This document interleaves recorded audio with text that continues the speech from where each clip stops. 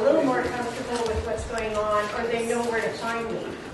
So I think it's a little bit of everything. So thank you very much for being here tonight. For those of you who haven't been here before, I am Grace McGregor, I am your director. And with us is Teresa Menard, Executive Secretary. Larry Bray, Larry's going to speak to you in a second, is the chair of the board. Al Stanley, Director of Environmental Services. Elaine Kumar, and Elaine is Director of Corporate Admin. I always have a little trouble with that. And of course, John MacLean, CEO. Larry, you wanted to say a couple words before I launch into what I'm going to launch into. Thanks, Grace. I really, first of all, I'd like to say thank you for all of you who come out to this meeting. And as the chair of the regional district, I get to go around to meet all sorts of different people in different communities as a result of these town hall meetings, because we put them out across the whole regional district. And it's quite a large area, very diverse as well. And so it's nice, this is the second year I've come to Christina Lake, and my second year as chair. And it's nice to see some of the people I saw here last year. So welcome back. I just like to say something that Grace is also she's not just the director for the Christina Lake rural area.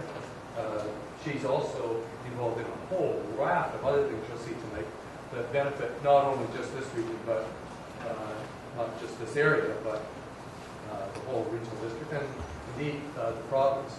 And Grace is the vice chair of this regional district, and she and I work really closely together.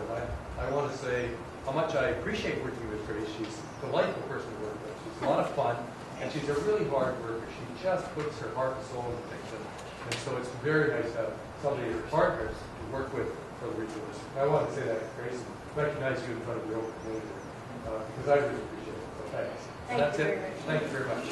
No, I didn't pay him. So without taking any more time, because you're going to get to talk to me later, I'm going to turn this right over to John MacLean, the CIO of the regional district. Please help me on. Thank you very much, folks. It's pretty good. Yeah, like Grace, I'm a little shocked. Usually we have a few more folks here. I'm going to diffuse one little point of angst right now. On the sheet you all have, it says that there's a $78,000 increase in one of the budgets. That's just a small thing. It's nowhere near. We're in the process of transitioning. Actually, our director of finance, Jerry Gardner, just retired, and in the midst of the transition, we missed a number. That number is wrong. I can't tell you exactly what the number is, but it's not 78,000. There will be a small increase in that budget, probably not approaching $20,000, but it's not 78,000. So let's not have any angst about that. So we'll go ahead, we'll go through the rest of our presentation. We've got a lot to talk about here in Christina Lake, so we'll get going. So the mission statement of the regional district is to provide a professional level of governance and advocacy that are responsive and accountable to the needs of our regional community. We do have a role to advocate on behalf of the whole region, and particularly for the rural areas, the electoral areas in our regional districts. To be valued as an essential level of government which coordinates and distributes regional services in an effective, equitable, and responsible manner. That's what we want to do. That's what we're striving towards. This is what the direction that the board's given us, and it's what we keep in mind whenever we're making decisions. So our values. These are the values that we try to emulate, that we try to keep in our minds as we're going through our decision-making processes that affect our community. And this is information that we always have in front of us. And lastly, our strategic plan. Last fall in September, actually in this very, very room, we got together as a board of directors and as a management team, and we came up with a strategic plan to help guide us in what we wanted to get accomplished over the next 3 years. So we have these 4 core areas that we're going to focus on. We're going to provide exceptional, cost-effective, and efficient services. So we're focused on ensuring that we're offering the right level of service for the right value for your tax dollar. That's basically what we're trying to do there. Environmental stewardship and climate preparedness. Communities like Christina Lake understand the importance of our ecology, of our habitat, of our environment. It's absolutely vital to this community. It's vital to all of our communities. Last year, we saw some things that we've never seen before in terms of the weather. We had creeks that have flooded in 10,000 years flood. We had a creek up on Forrest Creek, which is in between Westbridge and Brides and Beaverdale, that go and took out a goat farm. His farm was gone. We had the Columbia River approaching 200-year flood levels for July, which is just unheard of. So climate preparedness is something that we need to focus on. Whatever the reasons are, things are changing, and we need to be prepared. Improve and enhance communication.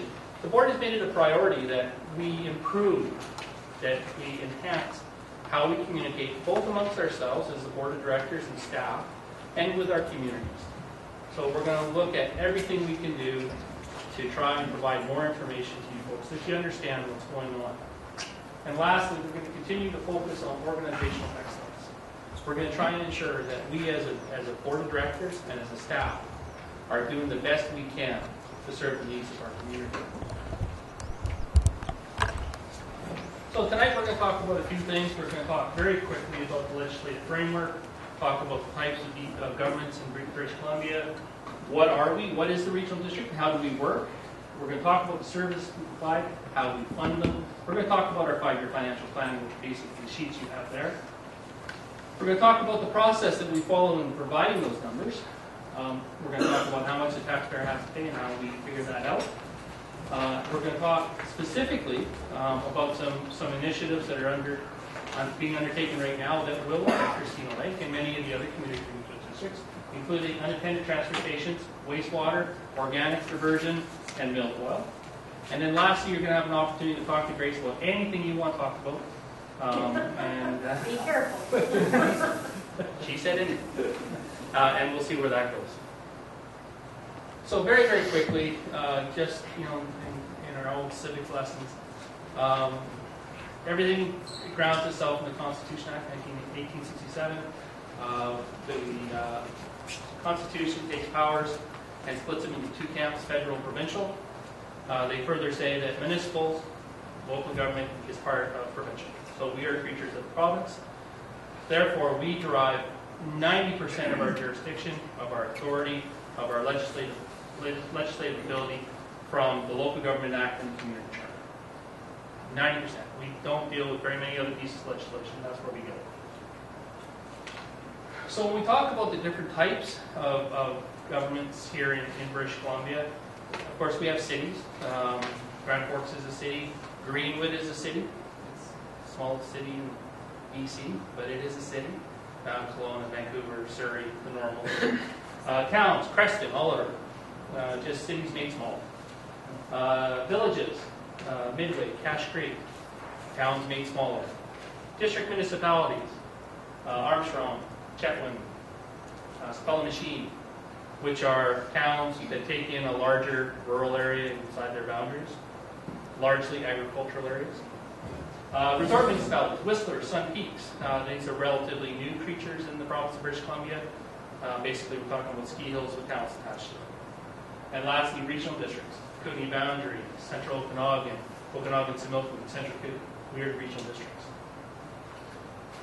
So what is the regional district? We're primarily a service delivery vehicle. We're here to provide services to the residents. We are developed and designed to promote regional cooperation and regional and sub-regional cooperation. Economies of scale is largely what we're about. It's far easier for us to share the costs of services that benefit everyone equally among more partners. It reduces the cost for everybody.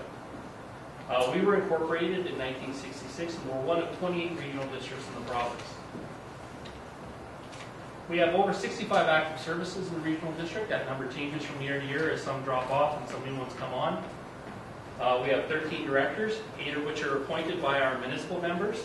So Midway, Greenwood, Grand Forks, Rawson, Warfield Trail, Montrose, and Fruitvale. Will appoint a director and member of their council to represent their community's interests. And we have the 5 electoral areas, which will soon be known as Christina Lake, rural Grand Forks, the West Boundary. Beattie doesn't have one. No, Columbia River. Janelle Janelle, and, Janelle? yeah, it's something mountain, I can't ever remember. Glory. Oh, Glory, that's right. Oh, So, Glory, Glory. oh, Glory. Basically, electoral areas A, B, C, D, and E. But we're actually going to have proper place names for them. We do have a lobby role, so not only a service delivery role, we do represent both rural and urban interests and a lobby role to the province of British Columbia. So, let's talk about what the role of a regional electoral area director is. They're elected every 3 years during the provincial local government general election. The next one is in October of 2014. Thank you. It's a month earlier than it used to be. It used to be November all the time, so it'll be the third Saturday in October now. We'll be 1 month ahead. Try and get everybody into warmer weather and better road conditions. They represent the unincorporated, the rural areas, the Regional District Board of Directors. Their action initiatives must receive the support of the board. Director McGregor, she has a really, really great idea. She still needs to sell it to 12 other members of the board before it can happen. We use citizen input, events like tonight and any other time we come talk to you folks, to identify service needs and interests within the electoral area. We promote service needs and interests at the board of directors, so Director McGregor is your voice when we're dealing with board issues, and participate in the decision making of any of the services. So if we're talking about Christina Lake Fire Service, Director McGregor plays a large role in making decisions regarding that service, and only rightfully so. This is a map of the regional district. You can see we go north to Big White. As we all drive to Kelowna, you drive past the sign that says "Welcome to Regional District Central Okanagan." And about 200 meters past that, you go down a little road. There's the right-hand turn up Big White Road. You drive about 200 meters up that road, and you drive back into Regional District of boundary. Big White is within our area. We go to the height of land above the Soyuz, on the Anarchist, all the way along the border to just east of Fructale. And then the boundary over on the other side is just between Janelle and Castlegar. 31,000 residents, about 8,100 square kilometers. As the regional district goes, we're actually relatively small. There's lots of regional districts out there that have a far larger land base. A little bit about the census. 2011 as compared to 2006. Our population in the regional district went up 1.3% in those 5 years. Whereas Area C saw a 3.1% decrease from 1,435 residents to 1,391. Not unusual. Much of the growth was in urban areas. And I'll be really honest with you folks. I am personally of the belief that they missed all kinds of people in the 2006 census in those urban areas. Because we had places that jumped 300-400 people. They didn't jump 300 people. They just lost in 2006 and found in 2011. So let's talk. Area C is 530 square kilometers, 6% of the regional district total. Assessed value, 600 million, it's 12.3. We all know what the assessed value is here in Christina Lake. We're just down here. They have wet stock on the other side.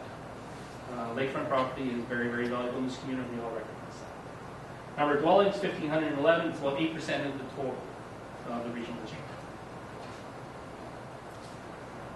So, is there any questions so far?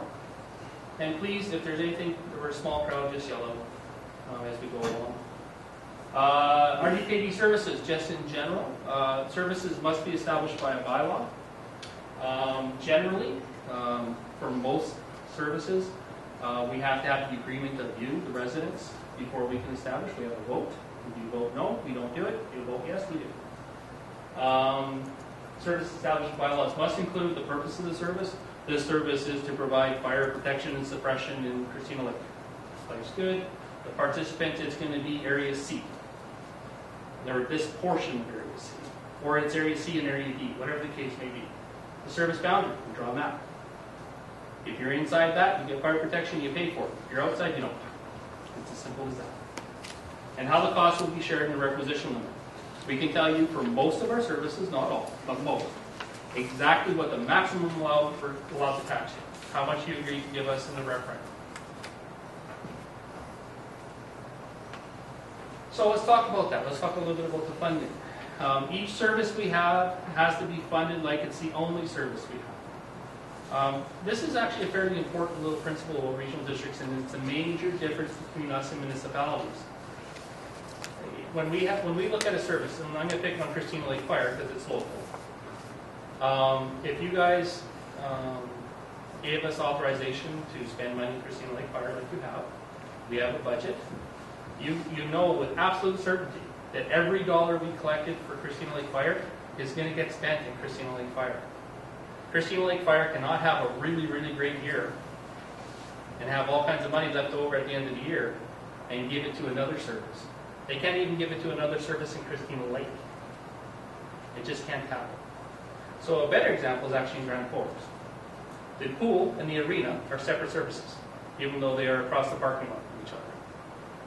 So the pool has an awesome year. Nothing breaks down, no big bills. They got money in the bank at the end of the year. The arena has a horrible year. Everything breaks down, everything's broken. We spend lots of money over there. Even though it might be exactly the same taxpayer, we cannot take money from one and put it in the other. We can loan it at interest, but we can't give it. It's a fundamental rule in regional districts, and I actually think it's a protection for you taxpayers. Because at least you know the money you give us for that particular service is going only to that service. So, we generally share, the default position in legislation is that we share costs on the basis of assessment, on the value of your home and property. That's the general rule in local government. However, we do have options. And in here in Christina Lake, we have used some of those options. We can do a parcel tax. We have a parcel tax here in Christina Lake for rec facilities. Everybody pays the same amount per lot. We can do a population basis. We have some services over on the other side that we share the cost, half on assessment and half on the basis of population. Library services are generally done that. Assessment population basis. Anything else we can think of that we can do legally, but we have to determine that in the bylaws, and we have to tell you that before you vote. So you get to say, we want the service, we're willing to pay that much, and we want to share the cost in that way. Any questions so far? Okay, great. Now we're going to talk a little bit about the services. We're going to talk about the region-wide services, sub-regional, electoral area services, the local region, and then local specified areas. So the region-wide services are services that everybody in the regional district participates in. Everyone has basically the same level of access into that service, and everybody shares in the costs, both in the municipalities and in the rural areas. So, some basic examples. General government administration, me, photocopiers, pens and paper, the directors. That's general government, that's administration. Basically the overhead of the operation. Waste management. Waste management is a regional service by provincial law. And regional districts have the responsibility. Everybody shares in the cost. Everybody participates. Feasibility studies. Feasibility studies are an effective little tool in regional districts. What it does is it allows us to do a study. So you folks come forward, and actually we're going to talk about it a little bit later. We're going to talk about sanitary sewer and whether or not we should do a feasibility study of establishing a sewer service here in Christina Lake. You folks say, yeah, we're interested in that. We can then go to the board and say, hey, we have some money. We want to hire an engineer to do a report so that I can come to you folks and say, yeah, we can do a sewer service and it's going to cost you this much. Are you willing to pay? That's what a feasibility study is. Then, if you guys say, yes, we're all good, let's go, we vote yes, tax us, let's carry on, you got to pay us back. You don't do anything, or it doesn't get passed, the community says, forget it, we're not paying that, we're happy with our tanks. That's fine. That's the price of doing business. Feasibility is absolutely essential for us to be able to provide you the information you need to make an educated decision when we ask you whether or not you want to give us some tax dollars. 911 communication systems. This is the part of the system where you pick up the phone, you dial 911, and the operator at the other end says, you called 911, fire, ambulance, or police. That's actually in Cologne.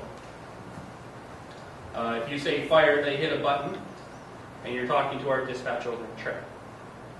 If you say ambulance, they hit a button, and you're talking to dispatch in Kamloops. And if you say police, you stay there because they're actually RCMP. So that's 911, and that's that part of the service.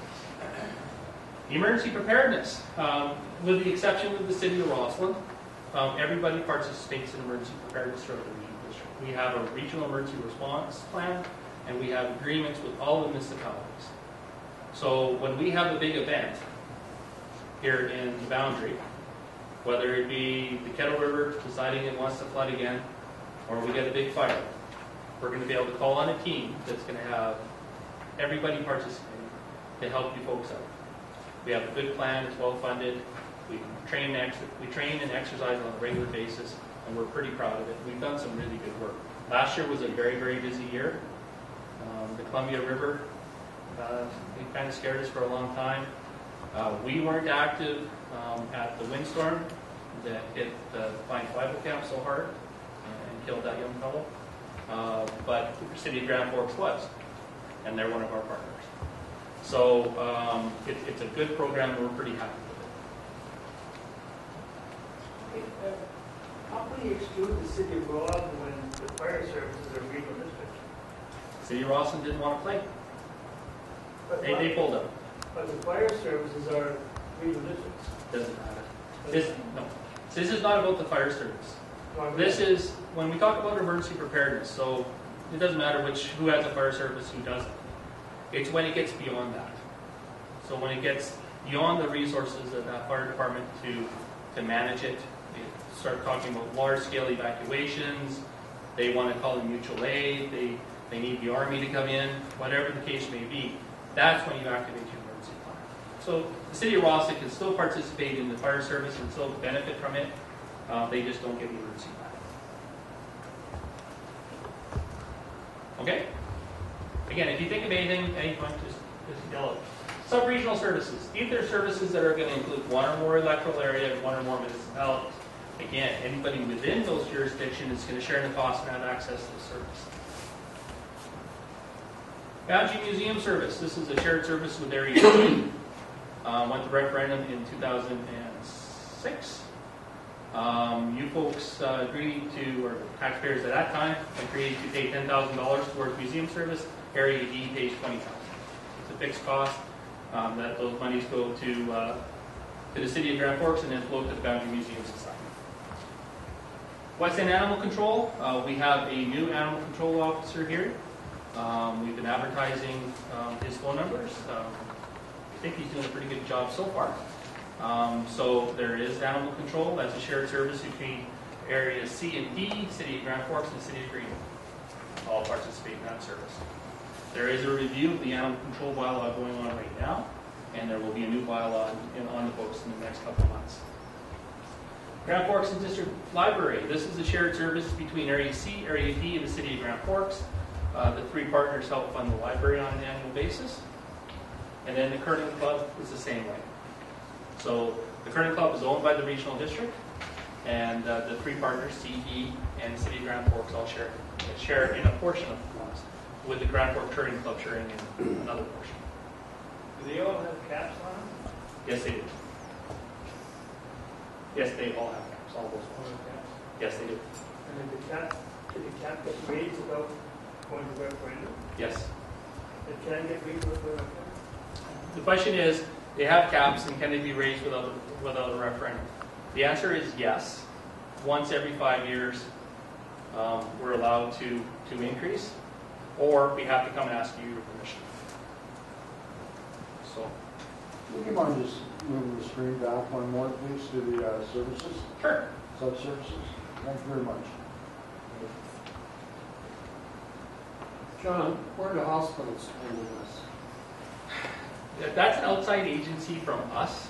We're a member in an old hospital district called Kootenai Boundary Hospital District, which basically takes care of pre-existing debt.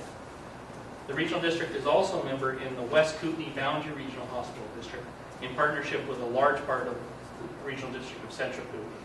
So on your tax notice, you'll notice that there's a contribution to the hospital district. Those monies are our share as a regional community in capital projects taken on by IHA. So $14 million that they did here at the Boundary Hospital 4 or 5 years ago, 40% of that came from the regional hospital district. When we do the work in Trail or in Nelson or Caslow, the same thing applies. So it can be capital funding for facilities, x-ray machines, blood analyzers, the whole works that's related to the bricks and mortar of hospital care. Is there a standard funding formula between the province and the IHA and the regional districts? For either operations and or capital? Okay, we don't touch operating. It's only capital that we're involved in. Generally, it's 60-40, with us being the 40. The 60, it used to always be the province, but I've seen it be other things lately. We're not directly involved with the hospital district any longer, but hospital foundations, they're kicking in money out of their fundraising projects, and it's making it part of the 60. So there's no set formula, but generally the maximum that I've ever seen been given by the hospital district is 40%. Because I see in the local paper where there's a move afoot to establish a capital reserve Yes, for a sir. new hospital. And I'm wondering where the funding formula comes in on that. Essentially what they're considering is the establishment of a reserve. There's been a reserve in the hospital district for many years. They're thinking about letting it grow and making it bigger in anticipation, not necessarily of a new hospital, but of other big projects that are coming. Like the boundary was $14 million, like I said. I think they spent over $16 million in Nelson in rehabilitation projects. They spent similar amounts in Kootenai Regional and Trail. So, because if you were to say it was all for a new hospital, there'd be a few people at my board of directors table that would be very, very concerned about that. So there is discussion going on right now at the hospital district about the establishment of that reserve and setting aside some money so that they don't always have to borrow money or raise taxes in order to make that 40% contribution. So on something like that, if there's a raise deemed possible, will that come back to a vote by the residents, taxpayers? Hospital districts are not subject to those rules. Just to be absolutely clear, this is not the regional district. All hospital districts are under IHA. The province is through the IHA. So the Interior Health Authority, so it's a completely separate agency. Grace could answer, but maybe you should address that last question. Yeah, and further to that, we just did a whole thing with the Gazette, so there's a write-up in the Gazette on this. There's also a poll that I asked Carl to do that you can go online and vote, actually. Like, are you in favor of, and the question that hospital district is asking us that sit there is, do you want to put 1 million, none away in a reserve, 1 million, 2 million, or 3 million? And it does have an effect on Christina Lake. You've got to know that. The other way to look at it is that's for funding a new facility, regional facility. Do not know where. Down the road, it could be 10 years, 20 years, whatever. We don't know how long that is. The other thing is that government gets to borrow money very cheaply. And I say that because really we do. MFA is quite reasonable to borrow money. So Irene and I talked about this before she got sick, and Brian from the city, and we said, we'd like some feedback from our respective communities. So please tell everybody out there, go and do that poll on the Gazette. Read the article that they did. They were kind enough to do for us, and take the poll, okay? Because that gives us a little bit more feedback. It's different if you have a council and you can stand in front of your council and say, okay, what do you want me to do here, right? I don't have that. Irene doesn't have that. So it's nice if we get some feedback from our people. on whether they really want to plan way down the road for the future or whether they, okay? Sir? Yeah, I read the article in the Cassandra today, and I thought it said that if they want to build up a slush fund, or for this new hospital, wherever it may be, so we want to invest in the future, so we're going to tax it today for something that may happen 20 years down the road. It doesn't cut with me. Okay, but further to that, really, it is not this portion of the regional district. It is a provincial IH budget, just so that you know. Okay? Good. Thanks, guys. But don't forget, Grace, where you're here now, you want, like a council, lucky, a council person to listen to their council. Well, this might be your council to listen to today, and if the people want it to happen, That's just what I said, Joe. Go and do the Is poll. it a vote online, or do we have to mail it in? No, you just go online, right? Carl, do you want to explain how that works? www.grantworks.ca. There's a simple, that's a yes or no thing. Yes or no? Yeah. Yes or no? All right. Okay. I think it's a good idea. Good idea. You okay with this? Okay, next slide. All right, so we're going to talk about services that only the electoral areas participate. They could be CDE or anybody who may be over on the other side of the hill. Electoral area administration, this is the service that actually pays for Director McGregor's expenses when she's doing her business on behalf of the regional district. Electoral area C, grant and aid.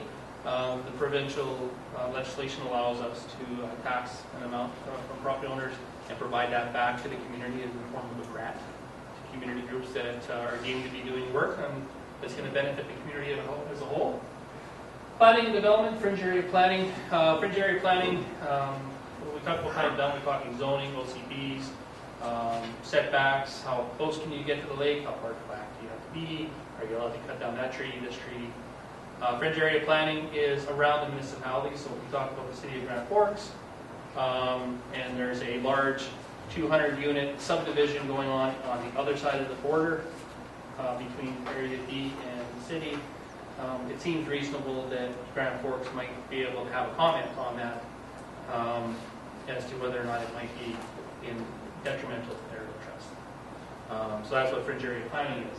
Building inspection, the enforcement of the BC building code and our own building bylaws.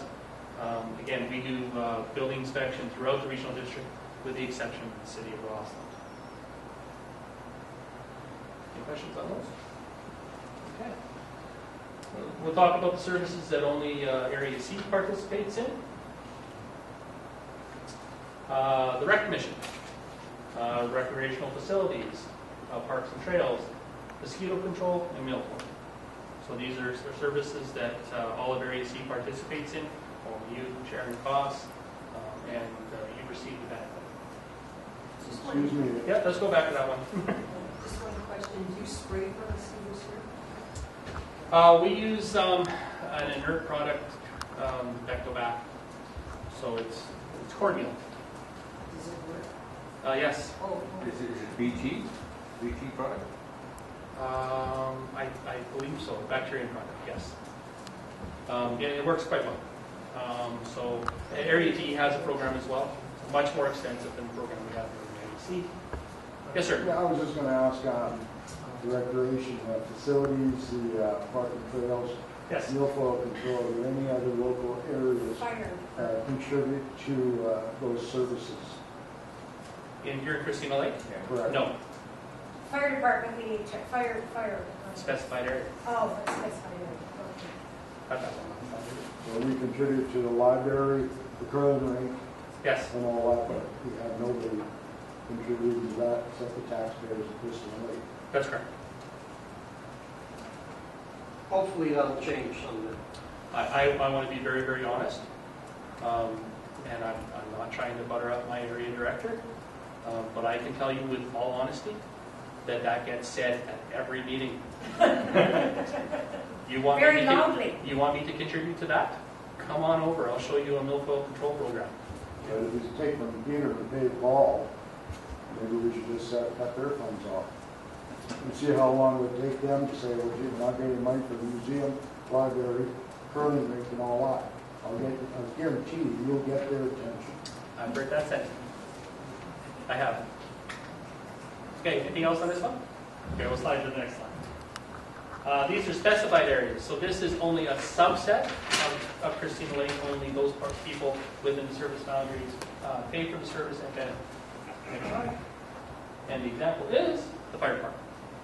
Fire department is not all of Area C. The lake access owners were cut out years ago because, quite honestly, we can't get there. So it's not reasonable to ask them to pay taxes if we're not ever going to be able to put out the fire. So it's only a subset. Any questions on services? Okay, let's get to the dry stuff. Financial plan. Again, these sheets before you, this is proposed. It's early. I already told you about the one big boo-boo that probably caused someone to get scared. There's not a $78,000 increase in the parks and trail budget. I guarantee it. There will be an increase, and we'll talk a little bit about why. But these are early. Your feedback actually means something. Every comment that you folks make gets reported to the board. Area director hears it all, and we share that information. White sheets are exhibits, are specific budgets. Gives you a little bit better breakdown exactly where the money's going. Next slide. Proposed. We have to adopt our financial plan by the end of March by legislation. We're not allowed to have a deficit. All of our budgets are balanced. That does not mean we cannot have a deficit. They happen from time to time in services. Unexplained things happen, you have a deficit. If you have a deficit, the first thing you have to do the following year is pay back the deficit. So it happens immediately the following year. If you have a surplus, we don't budget for surpluses, but they happen from time to time. You spend all your money, you have a really great year, nothing breaks down. So you have a little bit of money left over at the end of the year. Default position, it goes into revenue the following year to reduce taxes. Alternatively, if there is a project that we've identified, we need to buy a new fire truck in 5 years. We can't take some of those surplus funds and put it into a reserve fund. Again, I want to emphasize that all services are funded individually through specified budgets. Like I said, we have 65 services, and each one is run separately. So our financial planning process begins in the fall of each year. We start in September and October. We determine the cost of the operating. We look at any of our revenue sources.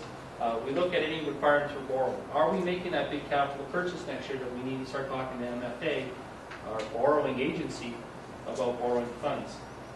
We start talking about with the participants, with Director McGregor, with Director Taylor from the City of Grand Forks, with Director Knoll from the City of Greenwood, about the costs and their services. We talk about service delivery.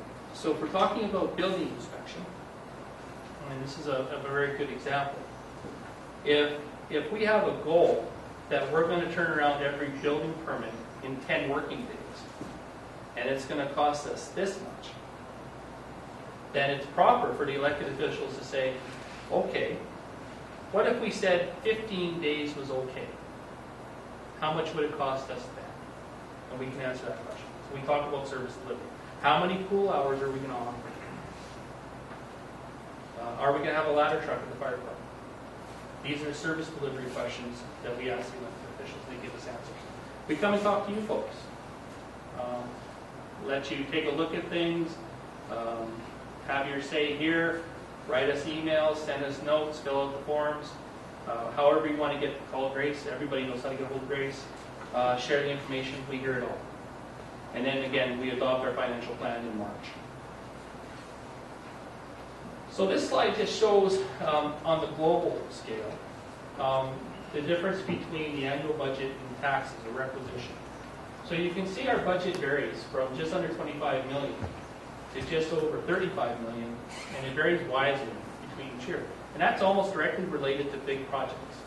So a couple years ago, we did a $3 million project over in Trail. That gets reflected.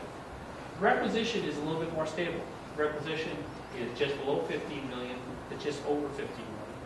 So when you see the variation, it's due to us going into our reserves, the money that we've set aside for projects, or borrowing, if we borrow money over a long period of time. keeps everything stable. That's our goal. That's what we're trying to do, is keep things stable. And this slide just shows when you get your tax notice from the province, and this will not be applicable, like I guarantee you someone from Christina Lake or someone from one of the areas will call me up and says, you know, I added up my tax notice and it didn't equal your slide. This is a guess, it's an estimation, it's based on an average property. 46% goes to the province. School tax, the provincial rural tax, your police tax, road maintenance. We don't have anything to do with that. That's the province. That is a provincial rural tax. 33% are the local area city services.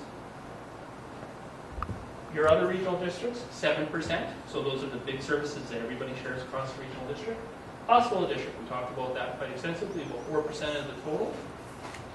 And total other agencies, 1%. There's two lines in there. One is the BC Assessment Authority.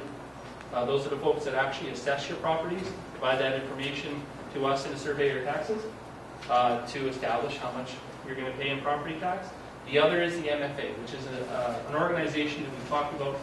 Director McGregor alluded to it in the cost of borrowing that we have. The MFA, the Municipal Finance Authority, is the best thing going. We have a AAA credit rating, and the reason we have a AAA credit rating is within the regional district, if anyone defaulted on their borrowing, the regional district will pay. Everybody. And if the regional district defaulted, the province would pay. Everybody in the province. That gives absolute security to bondholders down in the United States. They like buying our stuff because they know they're going to get paid. So we get really, really low borrowings. Far lower than anybody else. Excellent. And the last question? Yeah. Provincial rural tax. Can you Yes. explain that? Pardon? Can you explain that? Roads. Okay, you just did it. Yeah. Road policing.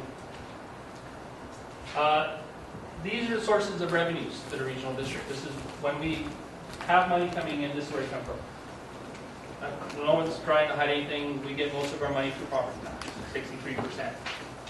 Parcel taxes, like the one we have here in Christina Lake, 2%. Grant, 7%. That pie shrinks and grows from year to year. I think we're back into a shrinking phase. Last year I told you we're in a growing phase. There just seems to be a few less grants out there in the last couple of years. 7%. Services provided, user fees. If you go to the pool and pay $5, that's a user fee. Recover common costs, board fee revenue. Each service pays a board fee. That's revenue to administration. So every service pays a little chunk of administration. Transfers from 911, interest on investments, very, very tiny. Our capital fund, reserve funds, money that we've set aside. So if we've set aside money for a fire truck or a new building, and we pull that out as a revenue in the year that we're going to spend it, that's where those come. Reserve funds, inter-sewer transfer, zero municipal debenture debt. All municipalities have to borrow through the regional district to the MFA. Again, that's that part of that checks and balances all the way through. So they have to borrow their money through us. And this is generally where it goes across the regional district. General government, 9%. Protective services, fire services, 911, emergency preparedness, 24%. Transportation, we offer bus services in many communities. Greater Trail, we have conventional. We have a custom service that serves Grand Forks area, DEO, Green. Environmental health services, waste management, sanitary, sewer, water. Economic development, recreation and culture, 31%. Pools, arenas, our cultural recreation programs, and our fiscal services, our debt costs, our borrowing costs, are all where we spend money. And this is just a little bit further breakdown for the 2013 financial plan as it is right now. And it just breaks down where all of the funds are going. So let's talk about some of the significant changes that are happening this year. There is an increase in building inspection. There's no real increase in the budget. What you folks are basically getting is a shift in assessment. Those costs are shared on the basis of assessment. The regional district as a whole has seen assessments shift down. For instance, Big White The assessments up at Big White went down $55 million. It's a really big number. When that happens, if we ask for exactly the same amount of money, it gets moved around. Property values here in Christina Lake, they have dropped. They haven't dropped as much as everybody else. So you attract a little bit more. It's just a shift. It happens from time to time. It happened away from you a little while ago, and the wave's coming back. So that's the major increase there. Regional Parks and Trails, it's not $78,000. Again, there's a mistake. We will get the proper number. We'll post it up on our website. It'll be up there in a couple days. But there will be an increase in that service. The increase is related to some improvements and some repairs that we have to do to the dock at Texas Alpine Point. That dock at the Larson Road boat launch belongs to the regional district. That's ours. And we got to do a little bit of work on it. That's going to cost us a few dollars. We're doing some expanded trail development and just normal cost increases within the program. Increase in vehicle expenses too. That's correct. John, how will that proposal by the marina over at the Larson Road dock affect the dock, the existing dock? It's just repairs. Repairs. So the new proposal by the marina putting in a breakwater, it's not going to affect No. the dock? No, because we have a lease. They can't go on our lease. So their breakwater, if anything, would probably protect the dock a little bit, which we wouldn't mind because they got pounded in a few little storms, which is part of the reason we're spending a little bit of money. It's a good dock, but it needs some care and attention. Decreases. We talked about this last year. Director McGregor pulled out of the Boundary Economic Development Committee. We have formed a new economic development service just servicing Area C, and we're resourcing in partnership with the Chamber of Commerce and some other community groups a position to help facilitate growth here in the community. And maybe we could introduce Sandy Mark. Most of you, the community groups have met Sandy. Sandy is our community go-to person and has been out there talking to just about every club there is, including the quilters. And so she has been assisting an awful lot of our volunteers coordinate their efforts and try to make things more efficient and help them through creating a template to make things a little bit easier. Sandy's job is going to be part and parcel of economic development, and some of it coming from Parks and Rec, which is recreation. So she is a leader of all things, let me tell you. She's fantastic to work with. She has a high energy level, and I haven't heard anybody that's been unhappy dealing with her yet. Our main concern here is that we look after the businesses that are here. We do business retention. So we try to keep our volunteers so that they're not totally wore out. So we're trying to find ways to offset that heavy volunteer work that they've been saddled with all these years and have done a phenomenal job with.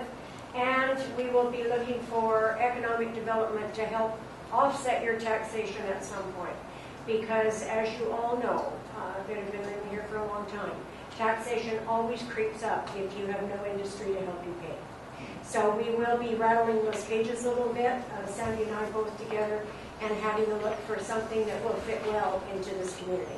So Sandy, if you just want to say hello to everybody, and if they haven't seen you before, they will be, right?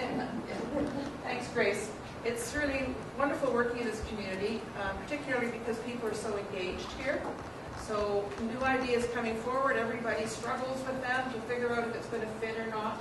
And I think working together, there are some changes that can be made that can be helpful to the community. And as Grace said, we really do need to get our existing businesses strengthened and get a few things happening here that will bring some more tax dollars into the community and create some more jobs for some of the folks that have to work away right now that would rather be working here.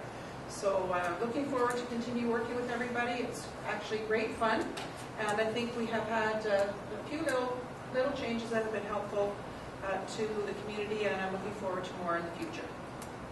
Thank you very much. At this point, I'm actually going to ask my friend and colleague, Mr. Stanley, Al Stanley, to come forward. He's going to talk to you about some of the issues that are directly related to his portfolio. So, Al, you mind?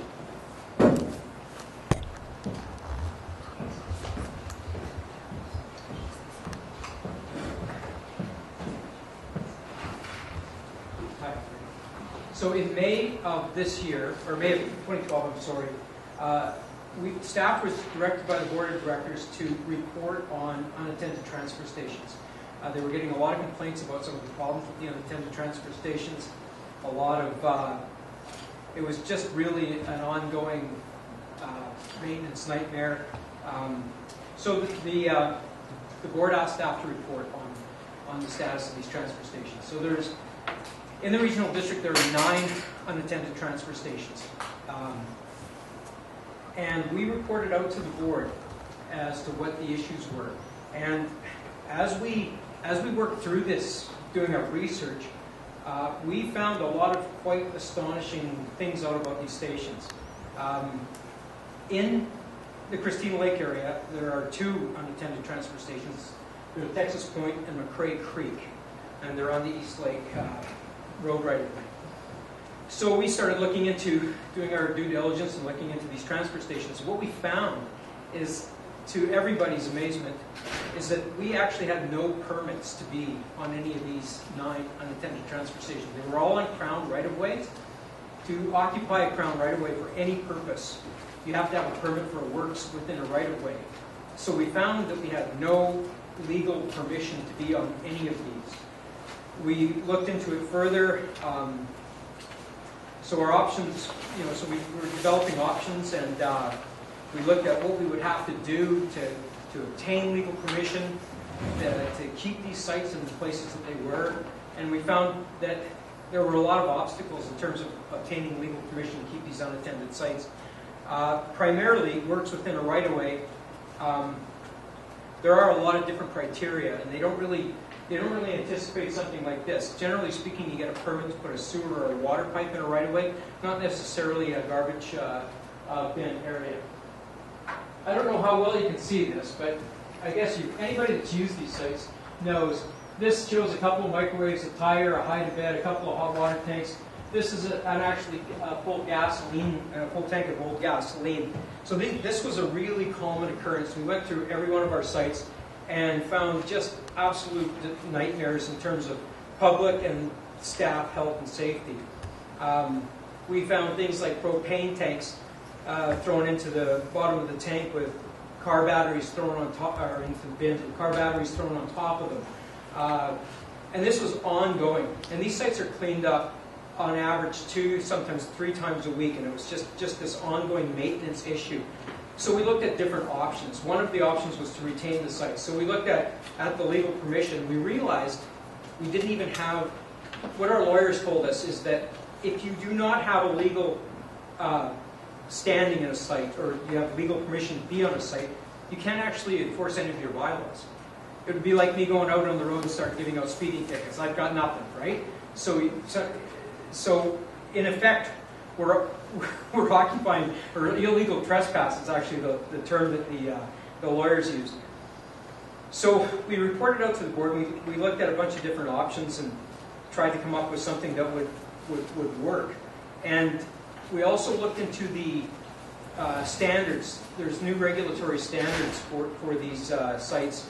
And to build a transfer station, you have to have buffer zones, you have to have fencing, all things that we couldn't really do within these right-of-ways. So our options were extremely limited in terms of what to do with these things. So when the board asked us to make recommendations, we had to confess that we didn't have very many positive ideas. The stations, the start of it was, well, if you're going to determine what stations should stay and what stations should go, you should have a board policy on this thing. And so the board policy, they adopted a policy that says, we really want people to use staffed facilities, because without staffing, you can't control any of this. So the board established a policy that creates a preference for staffed facilities, and that every person within the district should be within a 30-minute drive of a staffed facility. So that was the overarching policy. So we applied that to the existing system, and it turns out that there's a number of what we would call extraneous transfer stations that are closer than 30-minute drive to the nearest staff facility. Both Texas Creek and McCrae, Texas Point and McCrae Creek are inside 30-minute drive to the Christina Lake Transfer Station. So we recommended that those sites that, after weighing a number of options, including looking at retaining the sites and building them properly, that option, by the way, would have involved or required us to buy probably a couple of acres of land, to put some fencing up, and if we were going to go that route, these stations, what everybody across the province is doing, because we did some research on that, and what is everybody doing with these stations? What they're saying now, pretty much everybody is saying they're all nightmares. What we do with ours is we fence it. We've got a guy there Wednesday afternoon. That's when you can go, and that's the only time it's open. We looked at that option, and that really wasn't viable in most cases. And the question would have been, if you're going to spend anywhere from, on the low side, to $200,000, if we could even find a place to put it on East Lake, how can you justify spending that much money when you've got a staffed, full-service transfer station 15 minutes down the road? I'm going to jump in a little bit, Alan, because what people need to understand is the reason they were there was for the boat access people to begin with. So what it boils down to is that everyone else in the area was paying to either take their garbage or have it picked up. The boat access people were supplied with a bin, which was being used by numerous other people, not just the boat access people. So I get down to the nitty-gritty here. I was trying to be polite. So the bottom line here is they're going to be gone. Right now, currently, Ron is working with the boat access people to figure out what might work for them on arranging days that he can pick up, that they can bring over, and he will meet them and pick up, and they will then pay him to transfer. Otherwise, their responsibility will be the same as yours, to either take their garbage to the transfer station at Christina Lake or have it picked up. That's the simplicity of it. It would have cost us a lot of money to go down the road in a different direction, and it is a user-pay system. So, when will they be gone? pardon? When will they be gone? Are they gone now? When will they be gone? On the 14th, we are taking a report forward to the Environmental Services Committee recommending approval of a communications plan and a May 1st closure. I guess the best way to answer this is in May 1st they'll be gone, and the seasonal one won't show up at all this year. It just disappears. One of the, we're trying to make sure that the service levels are reasonable and adequate. And one of the things that we heard from the community is that the transfer station closed too early on Sunday. It was a 3 o'clock closure on Sunday. And if you were going to try to, like if you're leaving, you don't have time to get there. So what the board has directed staff to do is to open the transfer station until 7 p.m. on Sunday evenings. So everybody's got a chance to get their stuff down to the transfer station. So it's a shift. It's a shift of service that will cost a little extra money, but there will be some money savings. And I really wanted to de-emphasize the financial aspect of it. These things were environmental and safety nightmares, and it was just a matter of time before we started a fire or had somebody terribly hurt or worse. So that's the unattended transfer stations. Any questions on that? Sure. Yeah, Christina Lake Transfer Station. Any appliance that's got a plug on it, TV set, tea kettle, whatever. The residents of Christina Lake have to take the Grand Porch there by the Boulder Depot, which sounds like a huge carbon footprint. Why do we not have that service at our Christina Lake Regional transfer station. Because that's not a regional district service. Or That's a- Christina Lake, It's not a regional district service, that's a category of products that's now managed by a private industry under provincial regulation. So the province regulated a whole bunch of products. That industry would manage them, and once industry starts managing it, we stop managing it. I know, you got me a little confused. Well, you I can't think take it's your just a little bottles silly. there either, right? You can't take your returnable bottles to the. Yeah, same thing. No, but I can take those bottles and put them at the end of the blue bin where it says glass, but I can't take a TV set and drop it down there, or a tea kettle or a coffee pot. It has to be driven all the way to Danforth's Yes. Well Depot, and I think that part should be changed. What the expectation is that, you know, I don't know about you, but when I live in Rosslyn, and sometimes I have to shop for a few things in Trail, and I don't go down to Trail and buy a pair of socks, drive back home to Rosslyn, put them in my drawer, and drive back down to Trail, and then go and buy a pair of shoelaces. You know, the point is you're making regular trips into No, Grand I'm Forks not anyways. making regular trips, but I mean, that's You know, so you myself just personally. So you just combine it with the regular trip, and it should be quite easy to do that. But that's a bunch of programs are going under these industry stewardship plans, and it's up to industry to manage them. And we don't really have much to say about that. Grace, is there a plan to notify all boat access people? Oh, they know. I had a conversation last year with their president. She knew this is coming down the road. I've had quite numerous conversations with her. Ron has had numerous conversations with her. She's putting all of the information together so that they can make some decisions and will be put out to them. Grace, as you know, we are boat access people. Not everybody, in fact, a very small percentage of the boat access priority owners belong to the organization you're talking about. But your president. No, what I'm saying is, if she emails all of her members, she's emailing 25 to 30 members. There's 160-something boat access people that need to know. Therefore, I say the regional district needs to send out. And once this is all settled and gone through, they will be notified. You bet. And part of that will be through Rody Kruger's list also, because he has a very extensive list as well. The only way to catch them is through the RDKB, Grace. Sorry. Now, on the 14th, we are presenting this communications plan, and it's pretty extensive, and it includes mail outs, it includes emails, it includes postings on our website.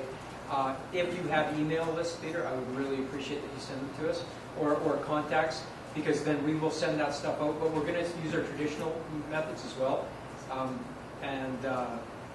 We think that, well, you're shaking your head, how would you do it? No, the only way is to mail it, and you have the addresses. You've Yeah. done mail outs before. Yes, That's the only way you're going to catch everybody. well, that's part of the communications plan. But definitely, Sue Marion is who you're talking about, the president of the Boat Access Society. Yeah. She has maximum 30 members. Okay. Okay?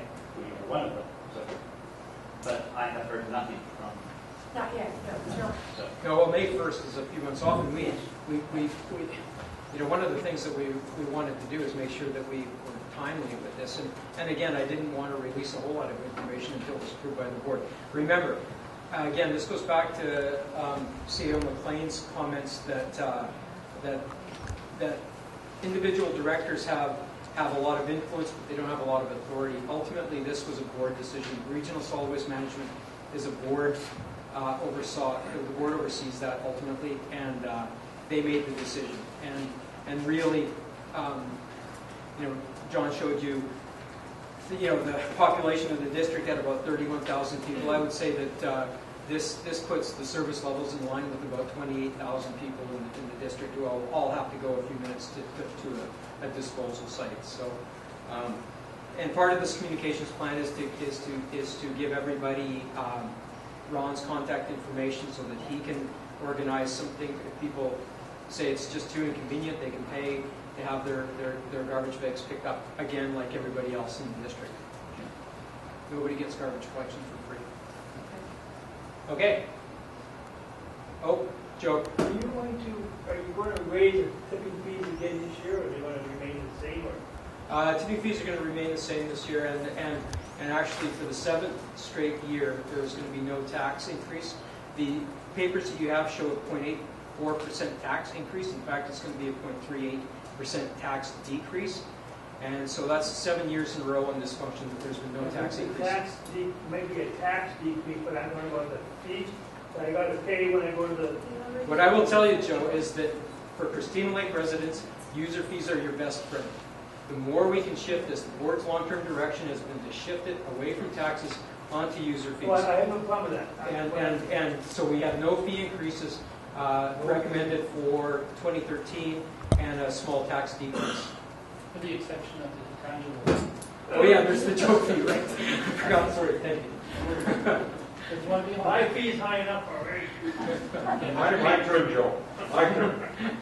I noticed that there's an 80% increase in the expenditure for waste management. That's got a huge capital project in that, and that is a draft budget that you've got in front of you. And that huge capital project would have been funded through long-term borrowing, and that's a large $3 million in the budget that you've got. It's showing a $3 million project. It doesn't specify it in detail, but the bulk of that is a $3 million project to realign the trail landfill access road. Really big project. We were working off a 2007 engineering report on that, and we commissioned a new highly class 1 engineering cost estimate on that, and the price came in at $5 million in 2013 numbers. So we will be looking very closely at how to do that. There's a couple of things that have to be done if that's going to come across, and the board has to consider that project in isolation because it's such a big project. But it's a hugely valuable project, and again, for Christina Lake residents, the longer you can make the trail landfill last, the better off your regional solid waste program is, because when that's closed, there's some big dollars coming down the hill. So that one will be a big project.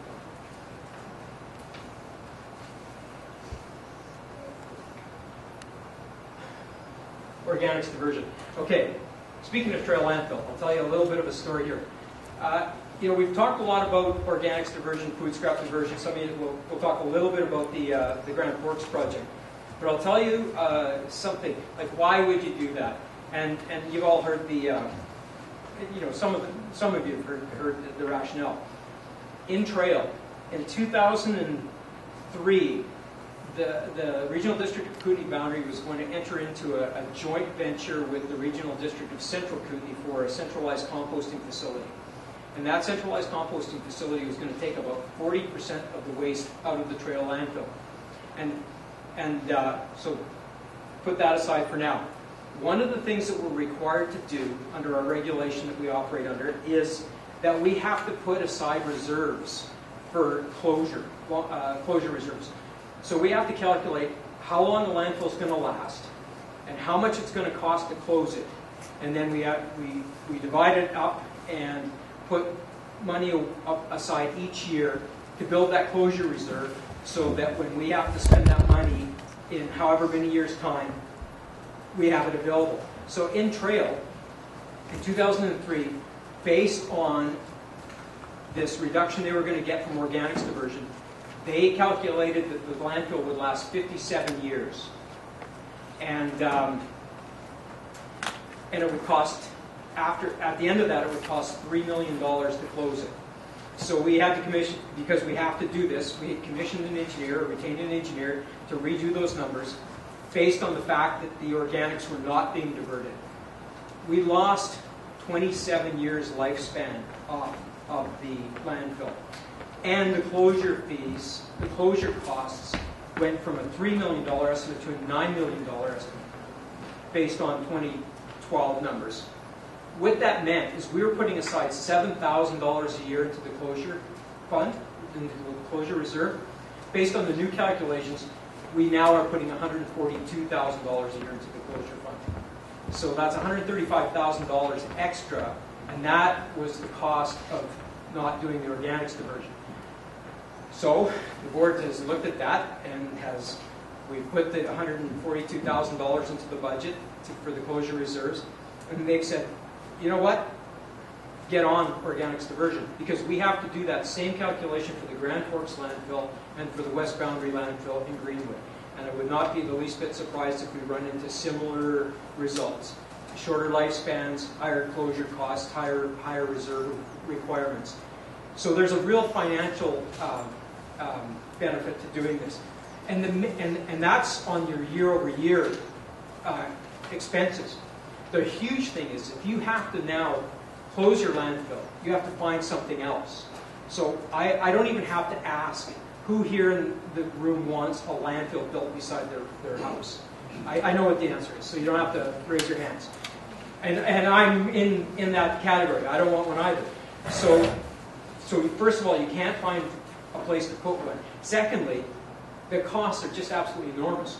We've got these old landfills that were kind of grandfathered in and shoehorned into the current regulations. If you're building something from scratch these days, it's tremendously expensive. So the idea that you can make this asset last as long as possible is probably your biggest bet. And then at the end of it, you've got this bonus of really big reductions in greenhouse gas generation, for primarily methane.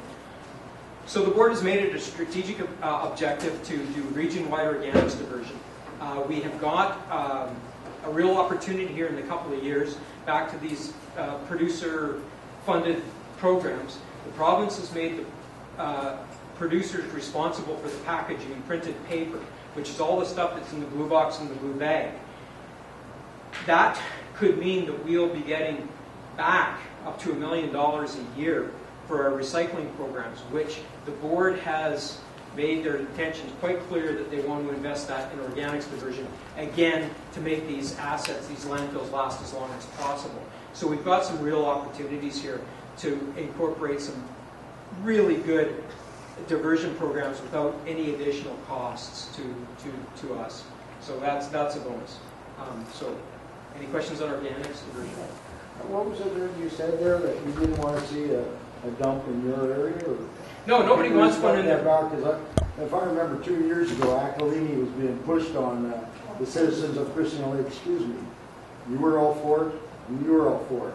And it took 2 years for Protect Christina Lake group to fight and petition to fight that, and they wanted to put that right across the road from me. Well, I can assure you that I never made. I studiously avoided having a position on that. I remember you saying that was a good well, thing. We're not going to go there. No, 2 years we don't have to go there, put up Grace. with that. So we don't have to go there. We're not going there because it never came to the regional district, and I'm going to make that really plain right here. The people know the truth. So it stops here, that discussion. The people This know the community truth. has put up with enough of that. So let's leave that alone. Yeah. So does anybody want to landfill recycling? Anyways, any more questions? Sure, Joe. Joe does. That's organic. Joe does. That's organic diversion. If I get one of your big small green bins, but how do I keep the animals out of it? The same way you keep them out of your garbage can. Well, my garbage can is, I keep some of it in the house in a plastic bag. But am I going to keep this full of organics in my house? There's nothing in that bin that you don't have already, Joe. Oh, the organics bin. That's right. You already have the stuff. That's the garbage can. That's the point. Right. So now it's in a different can, so you have to treat it just like your garbage can. Yeah, but it's quite big. We've been dealing with wildlife garbage management issues for 20 years now. And there is if garbage has to be managed properly, it has to be controlled. There is absolutely no difference between the green bin and a garbage can. You just have to make sure that you don't have if you put your garbage can out in your yard, the bears will be in. Does that get picked up once a week or once every 2 weeks? It would be once a week. Once a week? Yeah. And there's tips and tricks and techniques, but I think time suggests that we probably won't get into that now. We've got a lot of time to talk about that. I'm curious about how it would work, and whether it's going to be once a week deal or once every 2 weeks or what the heck's going on. Okay, so to talk a little bit about the Grand Forks project. We had a pilot project in Grand Forks. It was really successful. We reduced the garbage generated by that neighborhood by 60% by weight.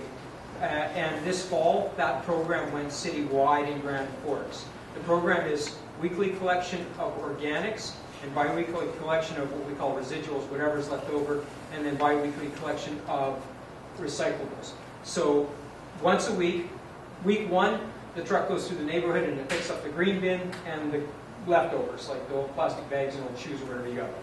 Week two, it picks up the green bins and the recyclables. So every week, the smelly stuff is getting picked up.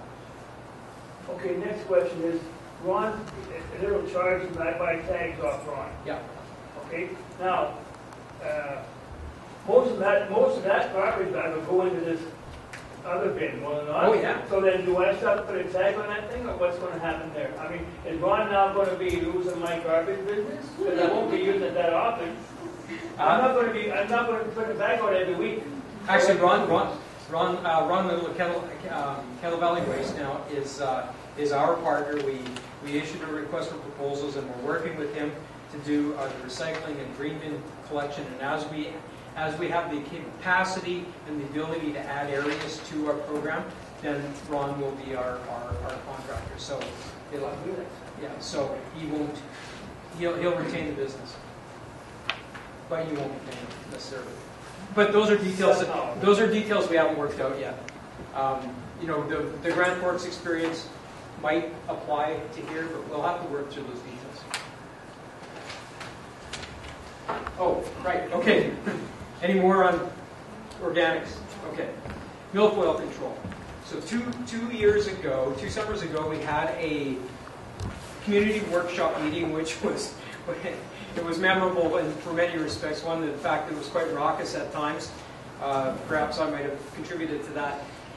At any rate, we got a lot of really good information, and the primary piece of information we got was that you guys got to do something. You can't just keep doing what you're doing. And so a couple of things came out of that.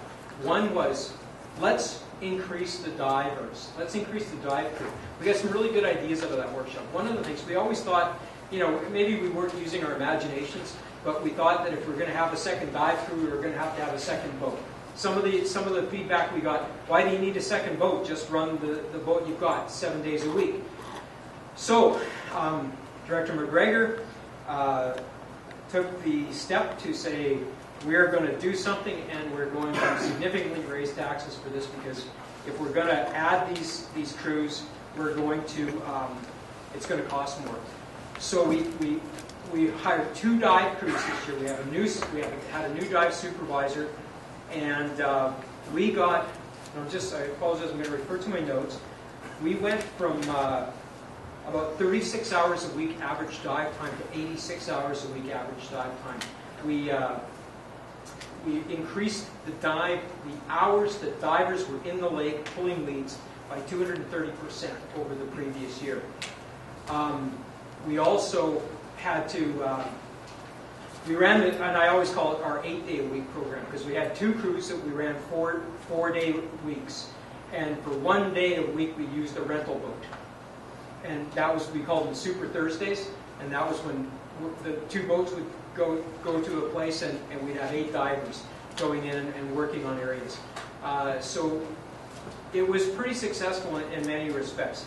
And we also had to do, as you move forward, it's kind of like this thing with the transfer stations, where we realized we didn't have permits.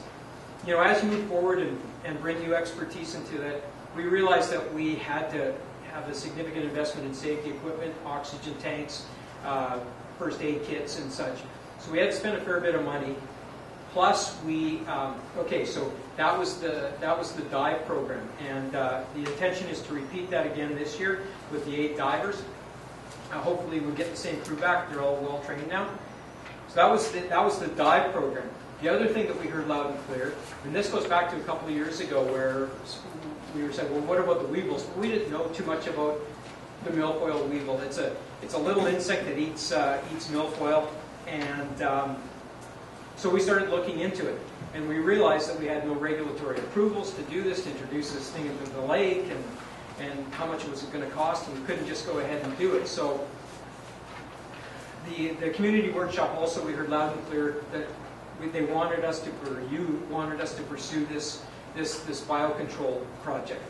And so our first take at it was we sponsored a workshop, and we pulled in regulators, provincial and federal people, to talk about what do we have to do to make this happen here? What regulations, what hoops do we have to jump through?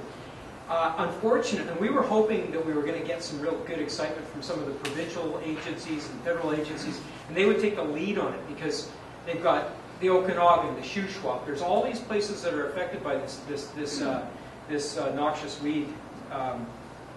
But unfortunately, they got enthusiastic about the idea of it, but they didn't get enthusiastic about taking the lead.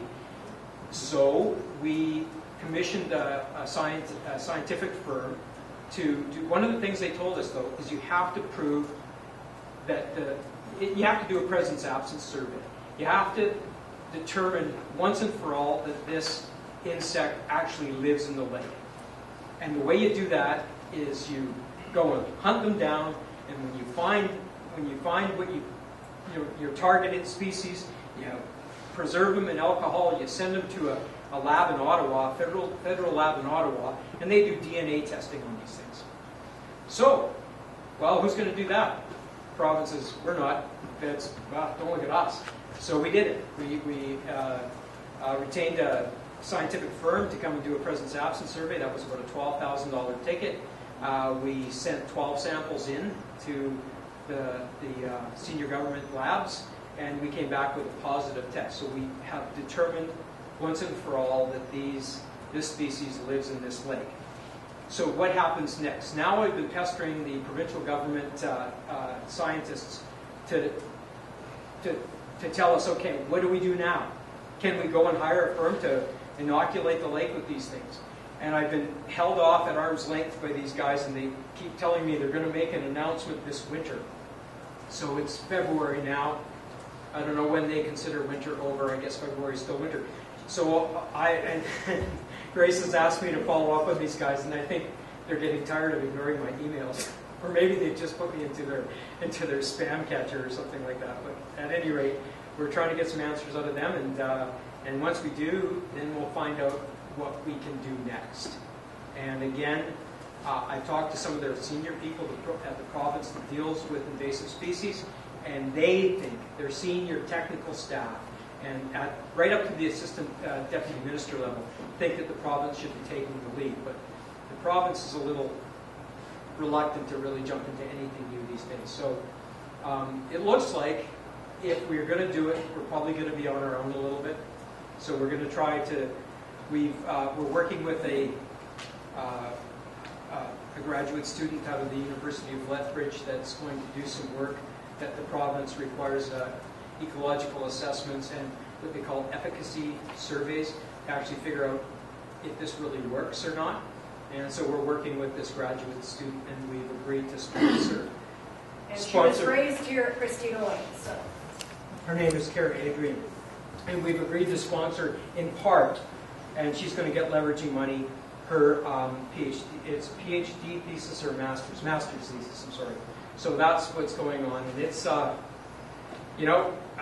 hate to say it, and, I've stood in front of you guys and said that we've asked the province for this and we've asked the province for that, and, probably 15, 20 times over the last 5 years. And we've never got a yes. So, well, they helped us with the DNA testing of the bugs. So, it's a start. Anyways, so any questions on the Milfoil? Basically, you're saying that doubling the divers and everything else, the lake is in more trouble. I was quite amazed with your article there that you put in the Gazette, that you took a little piece of milfoil and put it in your pond. You couldn't believe how it grew and choked out your pond. And I'm glad to see that you guys finally recognized the milfoil weevil. I'm just questioning, okay, the $288,000 that you want to spend on these divers, are we wasting money? How many of these, I don't know how many lake owners that we have here. How many times has your property you've had divers in front pulling out milfoil? Is this true that you have a milfoil machine here in the lake? You get breakage, compens. You store the stuff on the side of the lake. If you had a good wind coming down from the north, guess where they go? They go back in the lake. So all you're doing is you're feeding the lake and wasting the taxpayers' money. That's all. I think you find a fair bit of disagreement, however. That's what you said about the Milfoil wheel. Actually, we've been very successful this year, so I'm going to jump in. Most people that I've talked to have been very happy with the results of the diving this year. They look forward to a long-term solution, of course. The bottom line here is, if you want to keep your property value, you need to keep your lake. That's it. If you want to lose property value, see what happens if you don't have a lake. One of the things that we did also this year is we kept hearing that, oh, that boat's never anywhere. Those guys are sleeping somewhere. So we put a GPS tracker on the boat, and we published the tracks on our website. So you can look on that website and see where that boat's been, day in and day out. We usually publish them once a week. And I don't remember, I'm sorry, I don't remember the numbers from the lake management meeting, but my recollection is from the report that we had at the watershed management meeting was the results this year were more than 100%, even though it was just doubling the crew, keeping the same boat, more than 100% of the plants, the volume that the crews had removed the previous year, which was significantly more than the previous year. So I think it's kind of a distortion to say they're not making progress. I agree. The plant counts were 300% up. The dive hours were 230% up. So, and we heard back from some of the property owners that they were actually quite thrilled with the progress that we made. So, but that's what we heard as well. Yep.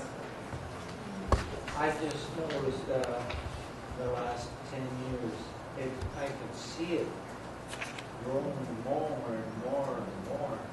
And this year was the best I could. I just fell off a lot of work. It was so good and took all of the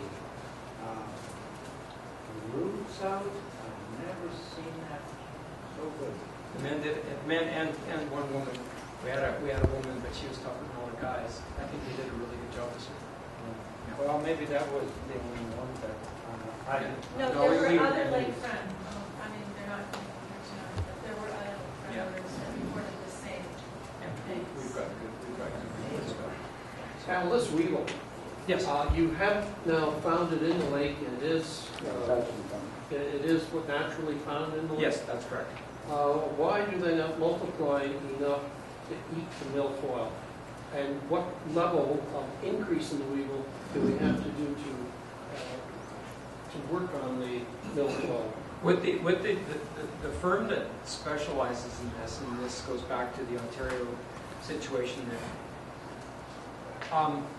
I don't exactly know why they don't multiply themselves. You would expect some sort of predator-prey relationship as the wheat grows, but with the firm that does the control on this, they generally talk about inoculating. They throw 100,000 to 150,000 insects into a specific area, and they'll knock it back for a couple of years, but it's not 100% control. It doesn't kill it, and then you'll get into that cycle, and you will then be putting these bugs in, once every 3 or 4 years, depending on your cycle. So it's not a permanent solution, but it's something that we're exploring. The cost of the milfoil weevil, from the studies that I've read, is about 1/3 the cost of having divers, having to go in and repeat it and everything else. And once you have introduced the weevils into the lake in that great quantity, they'll be self-efficient, they'll be reproducing and everything else, and they have found that they've only had to do this to the lakes once. Where we're paying year after year of divers coming in. I mean, how long have we had divers going on in this lake? 10, 20 years? 20 years. Well, we've been going for 20 years. We should not have a milfoil problem. I mean, common sense. Your research directly contradicts what we've been finding is that, we talked to other jurisdictions who have used this, And they basically, it is a cycle, it's up and down, and you don't do it once. It could And be for- a you up don't and down factor. fire There was forget a it. study that was done down, the milfoil weevil is being used down into the States. They're practicing it. There's nobody here in Canada that is practicing it. And There as is actually they a- said, Grace said, this is your lake, okay? You're going to have to manage it on your own and everything else. So maybe we need to take the initiative and pursue it ourselves. Okay, we need to go on because we can talk milfoil for hours. I did want Alan to give you an update, so that's what he has got. So we have a little bit more stuff to cover. So thank you. I'm ready. Thanks.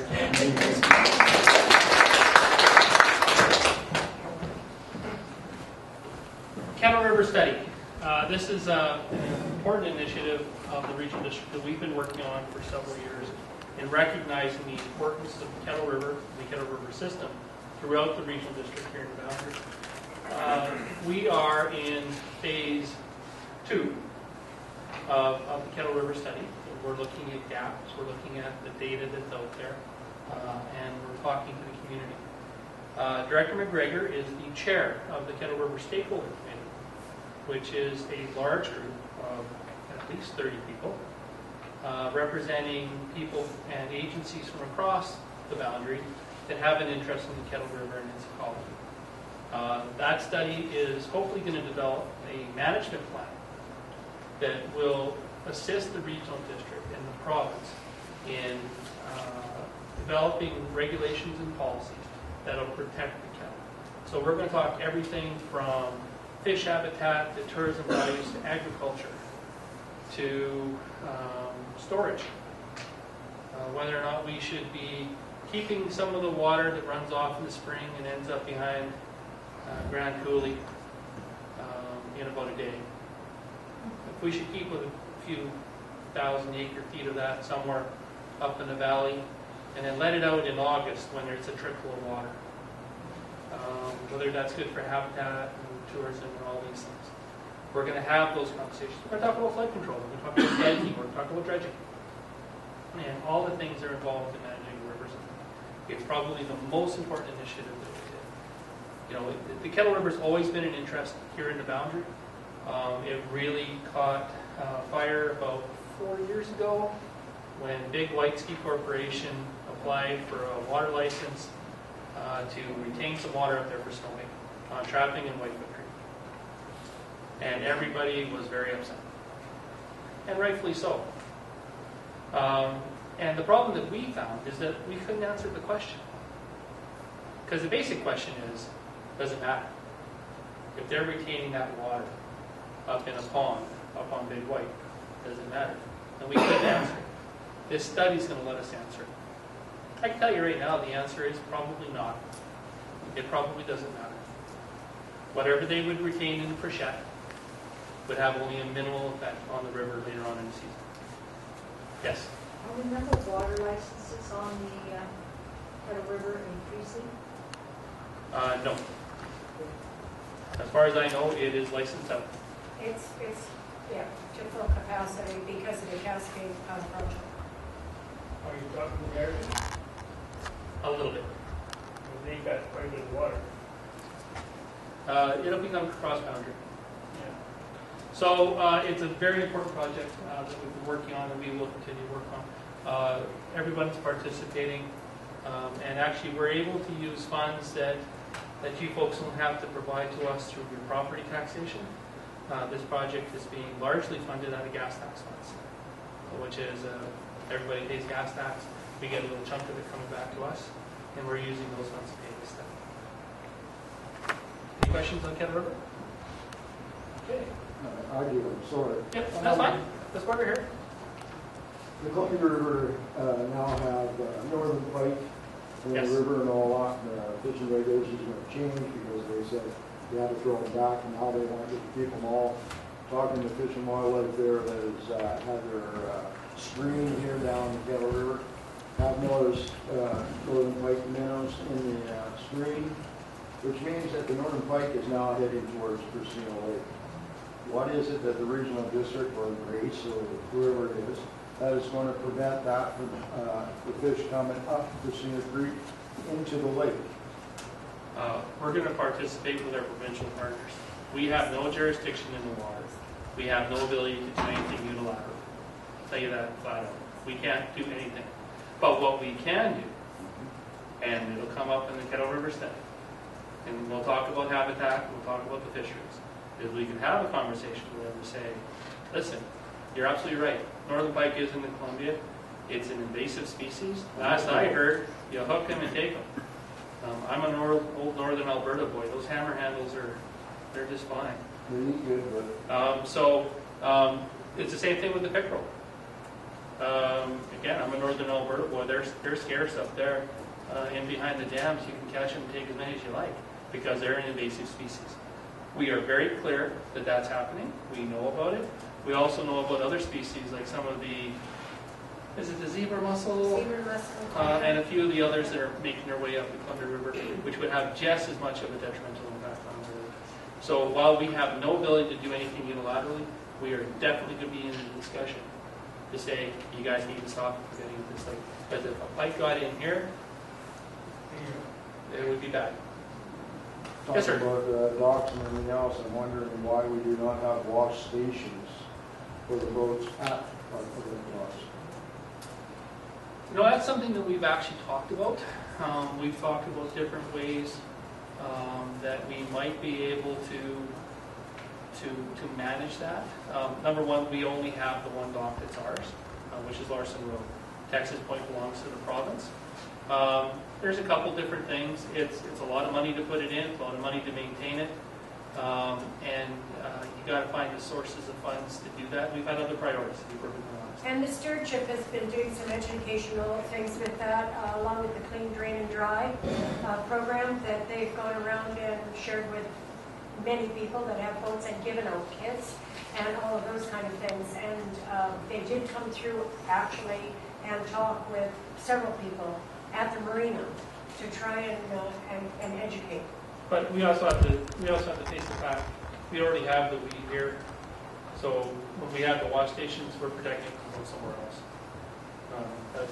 That's us being good neighbors because it's already here. So, but it's something that we have talked about. But the Stewardship Society and the work that they've been doing and other requirements have not had that rise to the fore yet. Anything else? Woodstone Exchange Program. This is an important little program, particularly in this valley. We will help you take your old non-rated fireplace wood stove, replace it. John Beard, and his contact information is there. Takes care of the program. You have to give him the door. So my father-in-law, who thought he was going to be able to replace his old stove, get a new one, and then take his old stove and put it in his greenhouse. No, that doesn't work. We take the door away. Sorry. The whole idea is to get rid of that old smoke thing. You take the whole stove. Well, actually, we have a program where his job is to take the door away. But if he takes the whole stove, that's cool too. So it's a good program if you have an old stove and you're thinking about making a transition to get a rated stove, which is more efficient, burns less fuel, less smoke. We have a program that will help out at least a little bit. Yes, sir. What is the grant? The grant? How much? $350. $350, I think. That's correct. Yeah, but I add to it. Grant me. Yeah. 250. I think it's $250 from John. I think it's $100 from Mary C. I add $100 to grant me too. That's correct. To encourage people to do it. Yes, go for it. Get in there because there's actually not that many. Would Yes. that be for fireplace inserts too? Or just Yes, I believe so. Yes. Yeah, it's a good program. Okay. Public feedback. Our website, our telephone number, our address, the sheets are here. Contact me, contact Grace. Everybody knows how to get hold of Grace. 447-9293.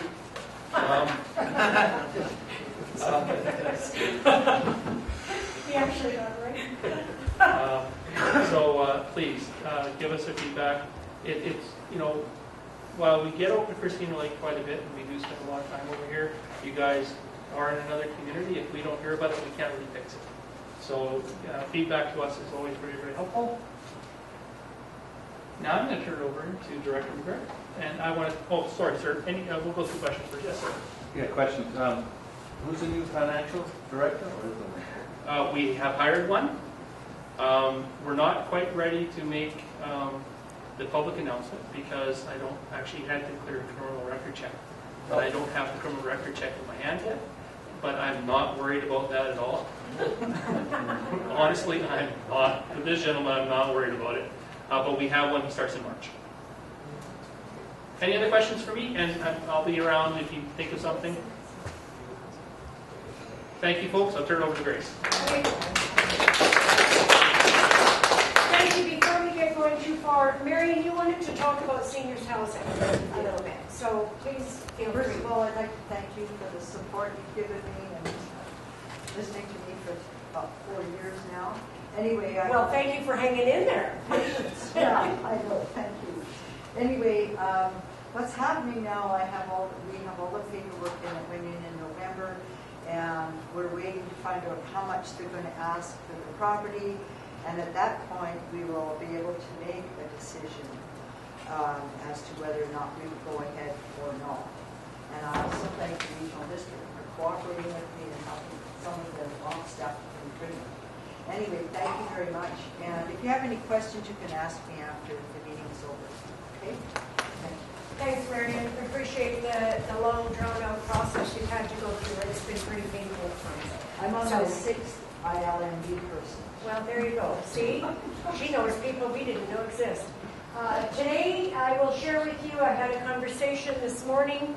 We've been looking at a community forest. And the reason that we're going to have a look at this is mainly for input from citizens of Christina Lake on what's going on around them. So we got feasibility study money. John was talking about feasibility money. Christina Lake actually has been the recipient of numerous dollars through feasibility. We did our park and rec study with feasibility money. We looked at, what was the other thing? Cemetery. We spent quite a bit of money, did a beautiful cemetery report. It was turned down at referendum, but we got feasibility money to do that. So now we're putting up to $7,000 toward a consultant to put together the justification for Christina Lake, Area C, Area E, Area D, and City of Grand Forks in partnership for our rural community forest.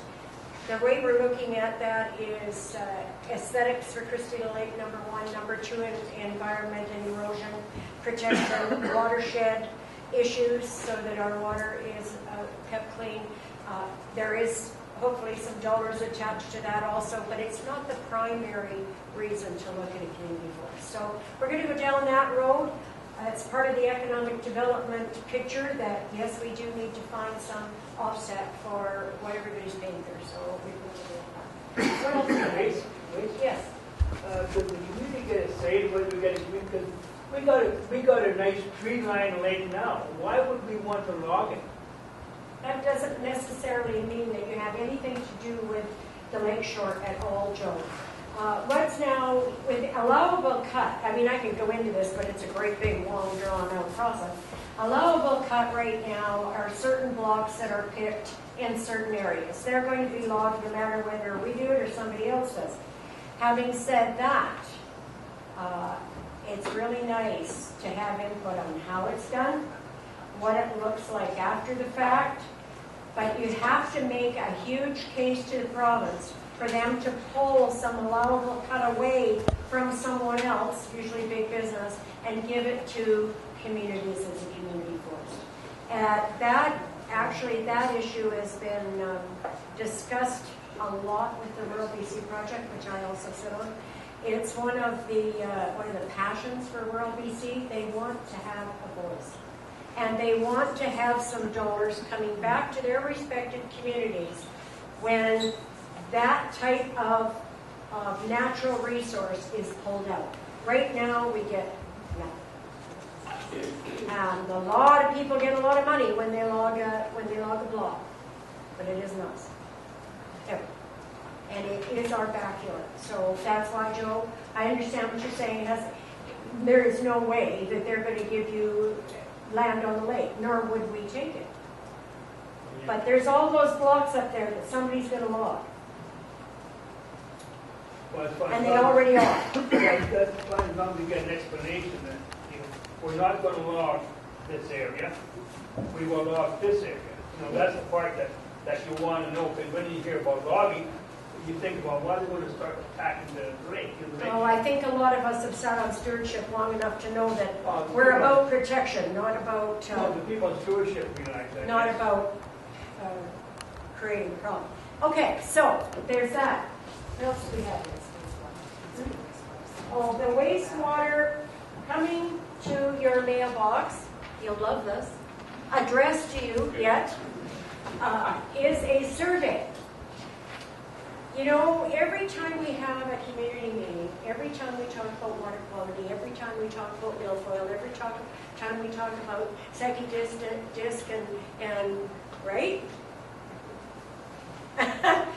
It ends up a discussion on what are you going to do about sewage in Christina. So, I made a promise to you a year or so ago. I said, we will have a look at whether you're interested in doing another feasibility study on a community sewer system. And there was one done, and it will tell you about that on this piece of paper that you will receive via mail. They are in the process of licking them and stamping them. All 1,800 and some odd, I believe, is what I was told today. So you can fill this out and mail it back in, and providing an envelope. You can go online and answer this. You can fax it in.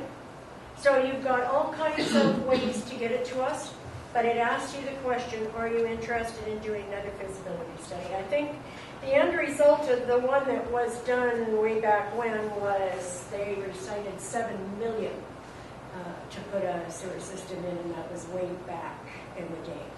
So, well, they also ask you that.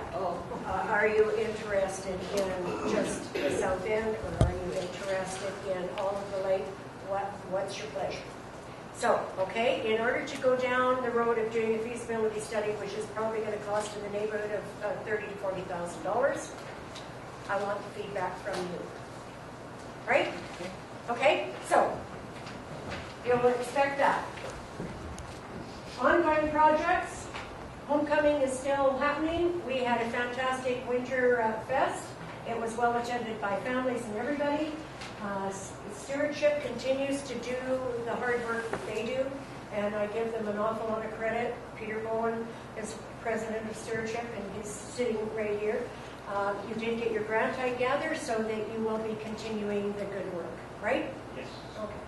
All right. And bridge over Christina Creek. We've been talking about putting a walking bridge over Christina Creek through grants and gas tax dollars.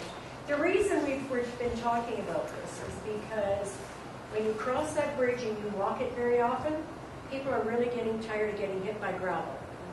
And yes, is it the responsibility of transport to make sure you're safe? Well, to a degree. Will they be redoing that bridge anytime soon? No. Will they put a cover over it? No. Might they improve the access a little bit? Maybe.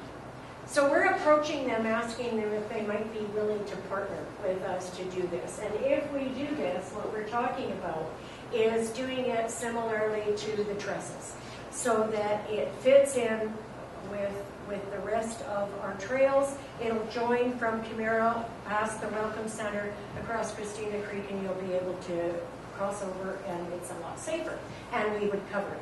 The woodworkers are very interested. The squadron, whatever they are, I can't remember their name now, are interested in helping us out with that too. So we've already got some partnerships interested. We'll see where it goes. Hopefully, it would be nice, I think. Okay. This is the Area C, APC, and I'm very, very, very proud of APC.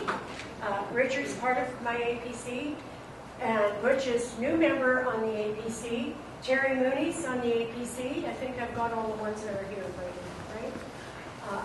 These people, along with the Park and Rec, are, Dan's part of the Park and Rec, are just a great group to work with, I gotta tell you. Paul's on the Park and Rec.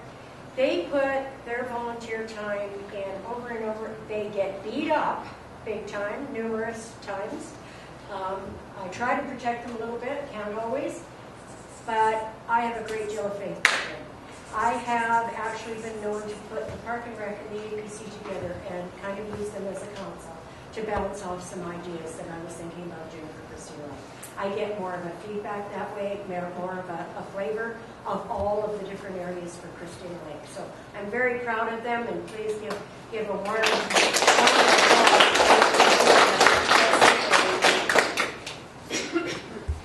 Okay, this is some of the things I do occasionally. And there's a whole list, and we don't have to go through all of that, but just so you know, I do something. And, of course, if you want to get a hold of me, you know how to get a hold of me. And here I am. So, well, people on there make it creative if they like.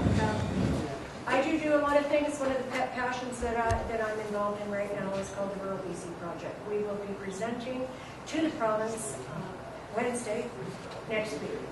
And we are saying to the province that Rural BC needs a strategy. They need help. A healthy rural BC is a healthy province. They need to get that. Moving all of the helpful things we used to have, forestry, all of the offices to urban areas has not helped small rural BC. There are small areas that don't even have anybody to help them fill out a form. So this is a few years ago, some of us got together from the Beattie Auction Coalitions. We've been working on this for 4 years, some of us. The document is ready now. We will be going forward with that, and I'll be sharing it with all of you that are interested at some point. We are hoping that the province will realize that working with us is the way to do it, not to try and say, this is the jobs program, this is the other program, but never get in depth enough to have rural BC get some benefit from it. So I think it's really important. Part of that is getting some money back from the natural resources that are pulled out. So that's one of the things that I do that I'm very, very interested in. I do chair Southern Ontario Development Initiative Trust. We have 27 million that's invested, and we're kind of changing our direction. If you don't like the direction things are going, join it and change it, right? So we're going to be spending a little bit more of that money. Okay, so any questions for me? Yeah, go ahead. Okay, Tony Rose there. I talked to you here, I think it was last year, we were talking about communications. We have fiber optic line to Christina Lake. And I'm wondering, why is it we don't have proper cable? Everybody's on either China Creek or ExploreNet or straight dial-up. I know myself personally for internet, and it's very slow. $87 a month I'm paying. Okay, and you're on ExploreNet, I suppose, are you? Or ExploreNet, exactly. And I mean, we have no choice because I'm outside the China Creek. Yeah. Wave. My other choice is dial. I thought that one I was totally a get it. dinosaur. I had a conversation with TELUS on that. In fact, TELUS presented, and what's interesting there is they've been calling people offering deals, right? Currently, right? For your, and it is better than what I'm paying right now, I got to admit. But my question was, yeah, but I want to bundle everything. So why is it I can't get internet? And they said, we haven't got there yet.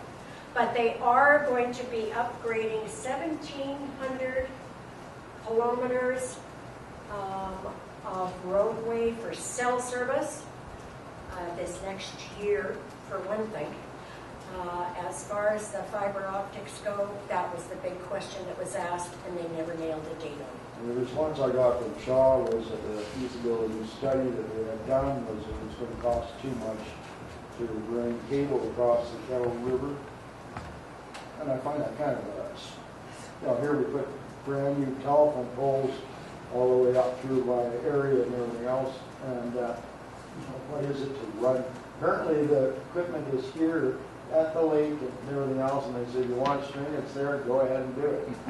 Anyway, it's an issue. It's an I issue agree it's that's an been- issue, and some of us have been asking that question repeatedly. So, Okay. Some things I can do something about, and some things I can just natter at. Right? You feel his pain. I wish? You feel his pain. Yes, I certainly do. Thank you, Charlie. can you address the property that's across the road, there's Sanders property there with the that, communal proposal that they're putting in? What's happening with that? Which communal proposal? Ponderosa. Oh, the Eco Village at Eco Ponderosa? Village.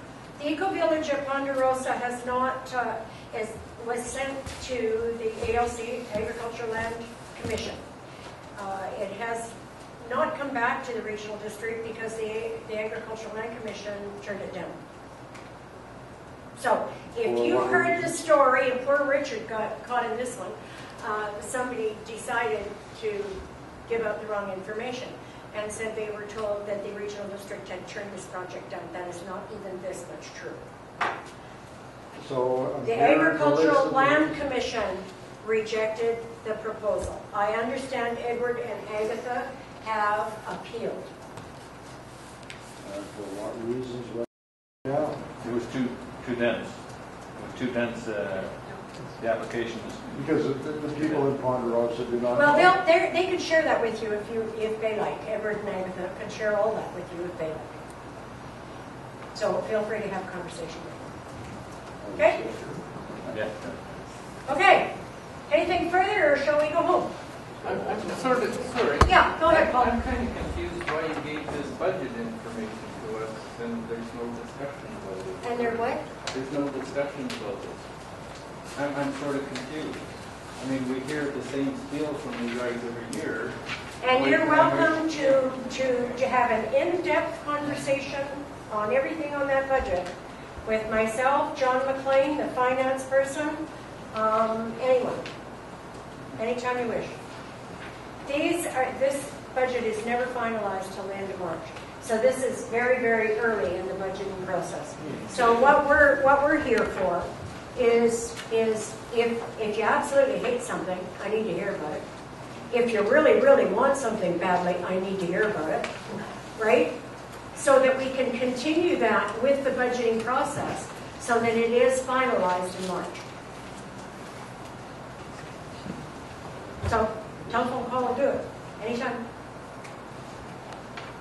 I'd just like to add to what Paul was saying, is if there are variances in this, when you give this to us, it'd be nice for you to tell us what the variances are. Yeah, and that's what John did. He He did. showed you the increases and decreases. Okay. Yeah. We always do that. We try to flag anything that's really significant. Like the one year we were pulling out of the BDC, we flagged that. When we were doubling Milfoil, we flagged that. This gives me the opportunity to stand here and say to you very honestly, I'm doubling Milfoil. And you can hang me as I walk out the door, or we can all say, okay, let's give it a try, which is exactly what you said last year. And I give you guys a lot of credit. You really put your money where your mouth was last year. You really did. And to me, it's paying off. It's not easy decisions for me to make any of it. Anytime I look at a budget and I even think about raising it $10,000, $20,000, it's not easy. But at the same token, if you don't raise your taxation, your budget stays the same. What does that tell you? As your wages go up, because there's people that have to be paid, your service goes down. It's automatic. But in the same Union thing, shop. Grace, we're all on fixed pensions, and I mean, I hear BC Hydro is going to lose $1 billion over the next year, which the taxpayers here are going to have to pick up. And like I say, every time my tax and gasoline, electricity, telephone, and all this goes up and up and up and up. Yes, we got to say to our representatives, hey, we got to look at everything as a whole, and you got to listen to us. It's a two-way street. Oh, absolutely. Absolutely. You're This totally is right. why we are here, is to, give you our feelings, what we feel.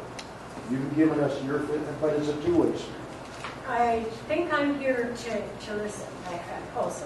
That's why I've been standing here in front of you going, what's your pleasure? Anyway, thank you very much for coming, everybody.